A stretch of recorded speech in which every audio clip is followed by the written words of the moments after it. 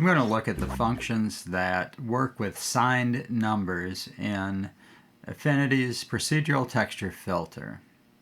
Most GPUs use a signed number system defined by IEEE's 754 standard. IEEE is an organization of electronics and electrical engineers, and one of the things they do is to define standards for representing numbers electronically. And the binary numbers, one of the ways to do it is to have one bit, the first bit set as a sign bit, followed by an exponent, and then followed by a mantissa. The mantissa tells you the value of the number. The exponent tells you where the decimal point is located within that number. And the sign bit indicates whether the number is positive or negative. Usually a 0 would be a positive number and a 1 would be a negative number. The three functions that work with the sign of a number are absolute value, written as ABS, sign, S-I-G-N, and Copysign. The absolute value function makes all of the numbers positive, so you could think of it as changing all of the sign bits to 0. The sign function returns a value of 1 if it's positive and returns the value of -1 if it's negative. So I originally thought, oh, it just throws away the exponent and the mantissa and returns the sign bit, but no, it's not quite like that. It has to return a value of +1 for a positive number and -1 for a negative number. Okay, and the last one, Copysign, copies the sign of one set of bits or texture to another set of texture. Now, I've used absolute value quite frequently. I've used sign exactly once, and I've never used Copysign in a procedural texture yet, other than to demonstrate what it looks like. So I'm going to go over how these work now. Absolute and sign are pretty easy. Copysign is a little trickier. I'm going to start with a new document. Choose XGA, set it to 1024 by 1024 pixels. Make sure it's in RGB8 mode. Create that. Choose black. Fill it with black. Choose Move Tool and add a live procedural texture filter. I'll add a single equation and assign it to the 3 color channels, and I'll add a real number input A. I'm going to label that scale and set that equal to 4. I'll start with the coordinate system, VAR.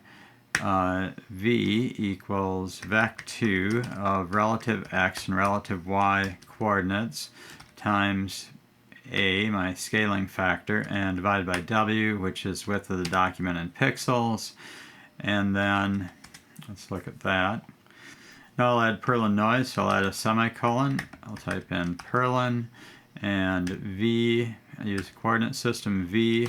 I'll have 10 octaves of noise, so 10 layers of noise stacked on top of each other in my sort of scaling factor or smoothing factor S. And so I have to add a 0 to 1 custom range input, label that S, and I'll just call this smooth. And so if I bring this down, it smooths out the Perlin noise. Now, I want to work with the sign, so I'm going to use the harmonic version of this function, so I'll add an H, so it's positive and negative.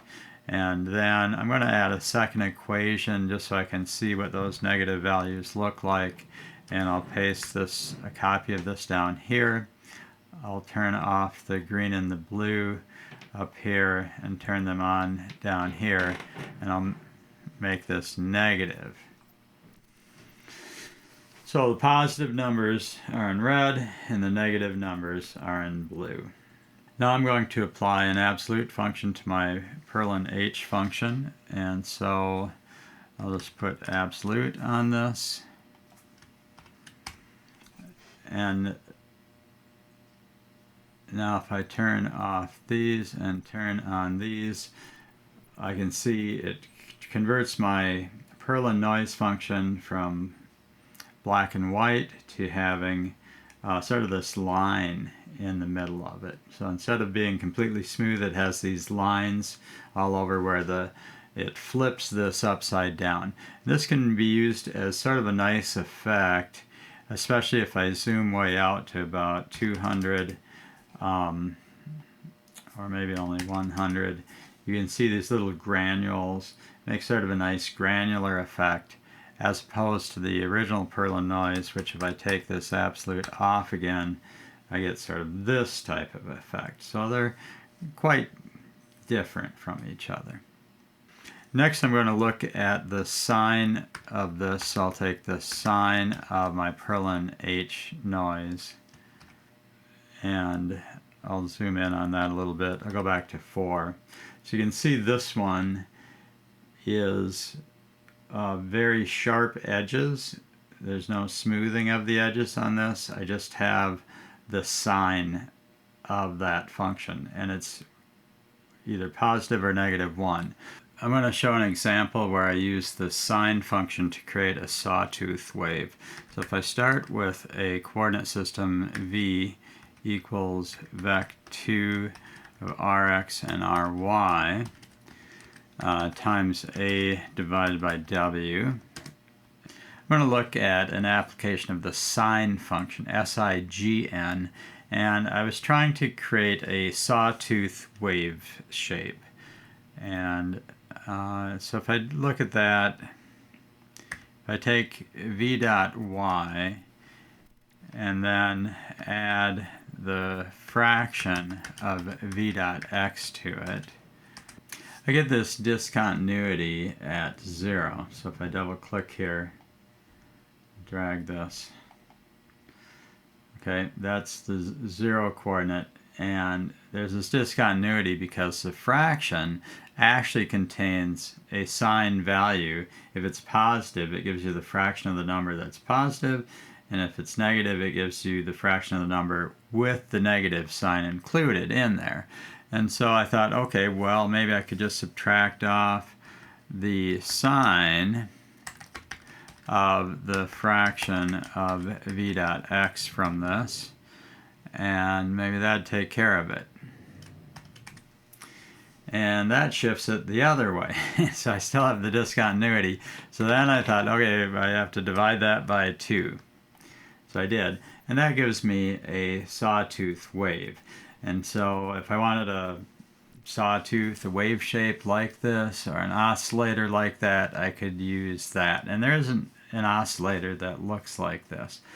Now, the other thing, though, is this could be used to create a coordinate system. So I'm going to add another equation. I'm going to copy this one down here. So if I look at the fraction of v, I can create sort of a repeating coordinate system, but there's this discontinuity at the origin where it switches over to negative numbers. So that's not ideal. So if I subtract the sine of v from this, that's not right either. But if I take sine of v divided by 2, then I get a repeating pattern. It's centered on the origin, and if I take and make this into a coordinate system variable v1, I could then use this and apply some other function to it like length to get a texture. Length of v1 then has a repeating pattern, and it doesn't have the discontinuity at the origin. Now I usually don't use that one. I usually have been using v minus the round of v, but I could use fraction of v and sine of v to get a similar type of coordinate system. I'm going to delete all that and go back to my coordinate system and set this up on the channels. Set this to 4, double click in the middle of the screen. Well, for the last application, I'm going to look at the Copysign function and see how that works. So I'm going to set up two textures, T1, and that will be just my purlin H, my harmonic purlin noise, with V, 10 octaves, and S. And I'll put back in my 0 to 1 range input S. Level it smooth. Bring that down about halfway. So there's that function. And then I'm going to set up an oscillator. And this is going to be oscillator of V dot Y minus oscillator of V dot X. And I'll assign that as a variable T2. Now if I want to look at the negative part of these, I can add an equation down here, make a copy of this, set this one to red and this to the green and the blue channels, and I'll just set a semicolon and then a T2 minus T2 down here. So that's what that function looks like, positive and negative. And I'm just going to delete this one again. And so now I'm going to copy the sign of T1 and T2. And what it's going to do is copy the sign from T2 over to T1. So let's see what it looks like. Okay, so in these areas where T2 is positive, it made, it's sort of like applying the absolute value to my T1 texture, my purlin texture. And over here where it's negative, it made a negative version of that. I can't see it because I can only see positive values. However, if I again add another equation, set it on the green and blue channels, and copy this down here, and then make a negative version of this one, I can see the red areas, it has that, the blue areas, it has the, looks like the absolute value of my purlin H function. So it's copying the sign of the second texture and applying that to the first texture. So those are three functions that let you manipulate the sign, S-I-G-N, of the texture. The first one, absolute value, use it a lot. Use it all the time. The second one, sign function, I've used it occasionally. And then the third one, Copysign, I haven't found an occasion to really apply this, but maybe knowing how it works, you'll figure out a way to do that. All right, let me know if you have any comments or questions, and thanks for watching.